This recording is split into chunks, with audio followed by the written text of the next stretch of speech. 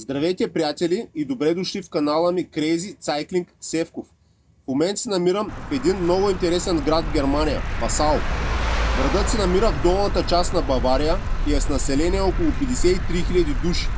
Интересно за този град е, че има над 2000 години история. Тук се срещат и трите реки – Дунав, Ин и Илц. Градът още е наричан Баварската Венеция. Сега ще направим една бърза разходка из града с колелото. Първо ще вляза в центъра, ще минем покрай църквата Свети Павел, после покрай катедралата Свети Стефан, която е една от най-впечатляващите тук. След това през Стария град ще се спусна покрай река Ин и ще ви покажа едно от любимите ми места за каране. Маршрутът минава покрай реката и стигаме до един мост, който се казва Мариенстаг. Този мост свързва Германия с Австрия. Ще минем през него и ще влезем в австрийската част, където и там има доста интересни места за гледане.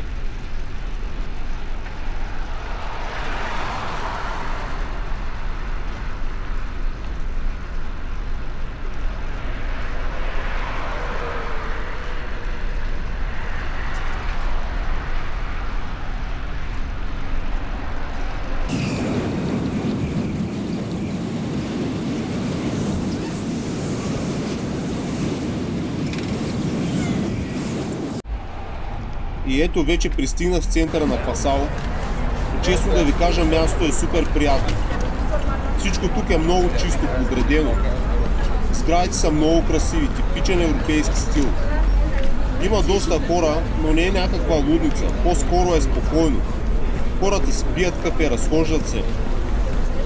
Тук има и страшно много малки магазинчета и кафенета. Атмосферата е много уютна. Личи си, че в градът се поддържа много добре. Няма боклуци, няма хаос. Всичко е на мястото си. Такива места те карат просто да си вървиш без цел и да се кефиш на обстановката. В момента, бутайки моя велосипед, вървя пеш към църквата Свети Павел. За предпочитане тук в центъра, ако сте с велосипед, по-добре слезте и го бутайте.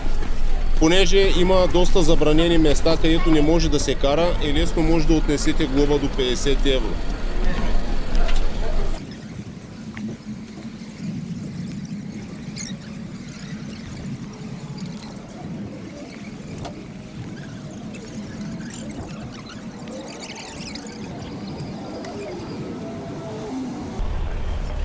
Тук пред мен вече се откроява една от най-старите църкви в Пасау. Това е църквата Свети Павел.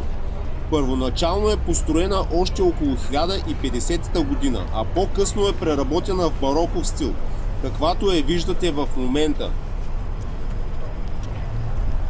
След малко ще вляза в двора на църквата Свети Павел да ви покажа една уникална градина от цветя и какви панорамни гледки се открояват към Дунава.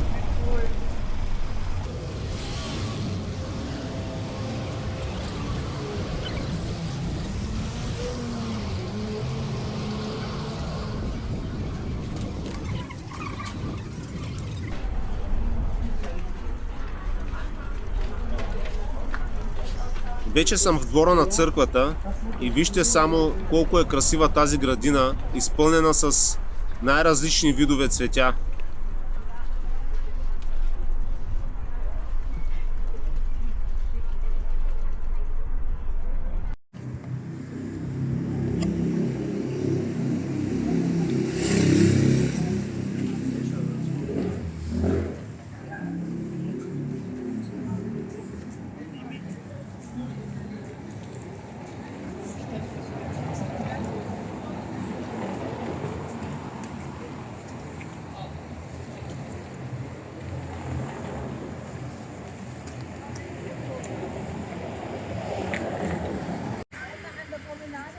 А и тук вече може да се насладите на невероятно красива гледка към реката и града.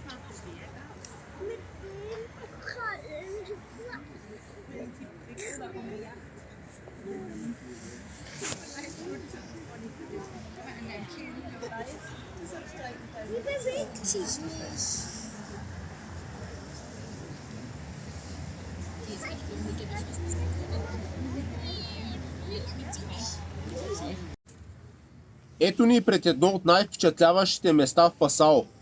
И това е катедралата Свети Стефан. Вижте само колко е голяма и впечатляваща. Вижте само тези детайли по фасадата. Колко внушително изглеждат. Тук има и огромен орган, който е един от най-големите в света. Когато свири, звукът се усеща навсякъде и е много впечатляващ. Освен архитектурата и музиката, тук може да усетите историята на града. Катедралата е много стара и е преживяла много неща през вековете. В двора има градина много приятна и спокойна, идеално място за снимки и почивка. Наистина катедралата е едно от онези места, които няма да забравиш. След това може да се разходим из Стария град. Тесни улички, кафенета, малки магазинчета и много приятна атмосфера. Този паметник, който е пред мен, е на Максимилиан I Йозеф, крал на Бавария. Доста впечатляващ, който може да се забележи отдалече.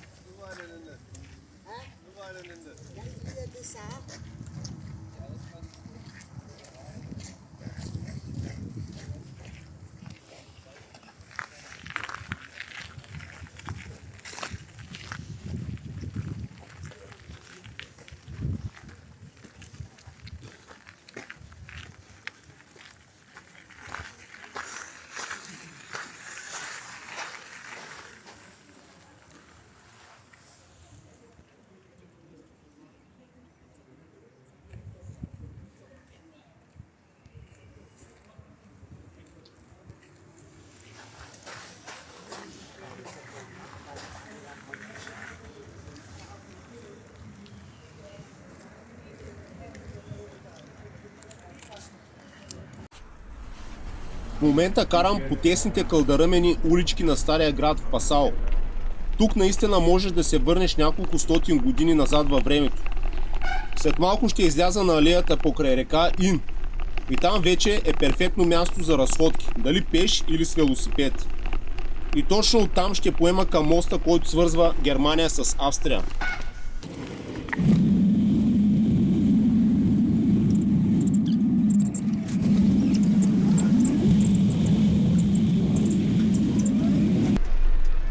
Вече се намирам на брега на самата река Ин. Тук може да поспрете малко, да отдъхнете, да се порадвате на прекрасната гледка и да поемете към висящият мост Мариан Стак. От тук до там са около 10 км. Така че да потегляме.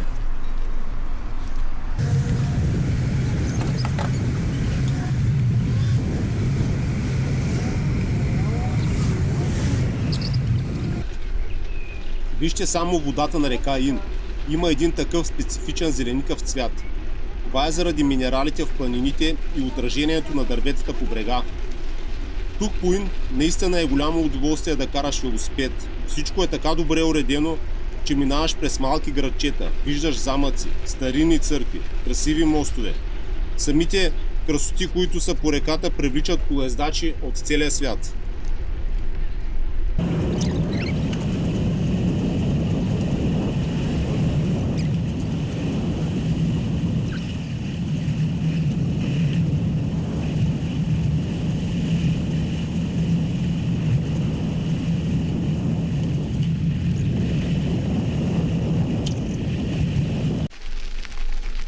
Вече след Пасао навлизам в тази гориста живописна местност и продължавам напред. Между другото, за феновете на планинското колоездене, тук има доста веломаршрути в тази гора, която виждате.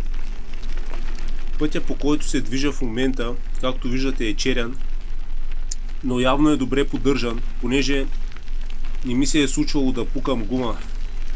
Няма бодли, няма бабини зъби. А велосипедът, с който движа, е много стар, с нацепени външни гуми. Буквално съм го събирал от изхвърляни на боклуците части.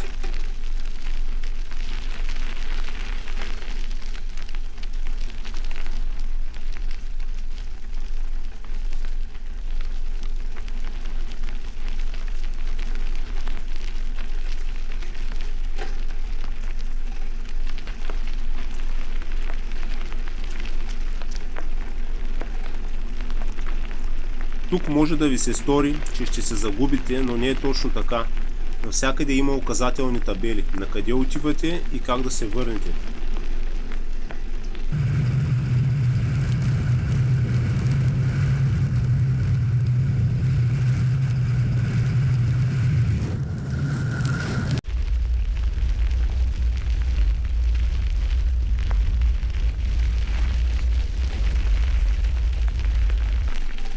Пред мен вече е моста Мариенстег и след малко ще минем от другата страна на река Ин. Там вече ще вляза в австрийска територия. Както виждате, вече съм по модерният висящ мост, който е направен за пешеходци и велосипедисти. Дължината на моста е 145 метра и е открит през 2006 година. Веднага след моста се намира селото Бернштайн ам Ин.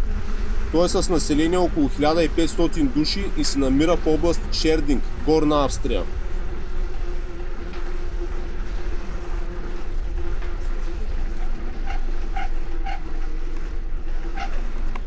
Тук, веднага надясно след моста, се откроява и замъкът Бернштайн.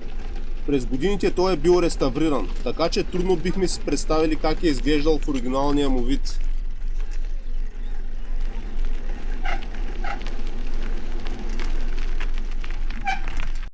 Ето го и моста, сниман от австрийската към немската територия. А този замък, който виждате в момента, е замъкът Нойбург. Много внушителна крепост. Той е една от най-големите исторически забележителности в района на Пасао. Някой път ще направим и видео за него. Там определено има какво да се види. Вижте как изглежда и замъкът Бернштайн в сегашния му вид.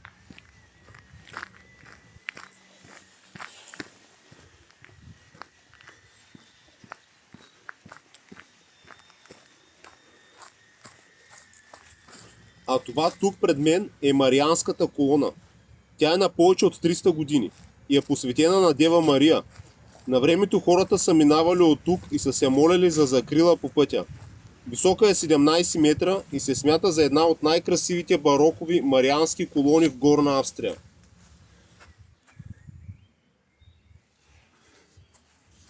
Наистина изглежда като произведение на изкуството.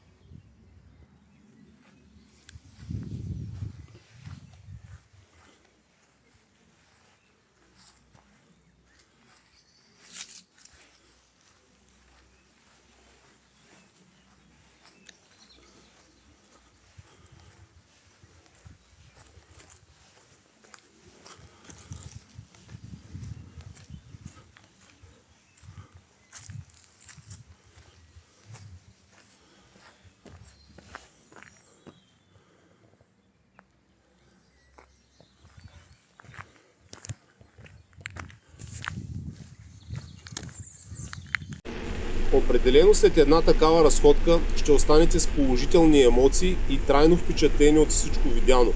Аз поемам с пълна газ по обратния път.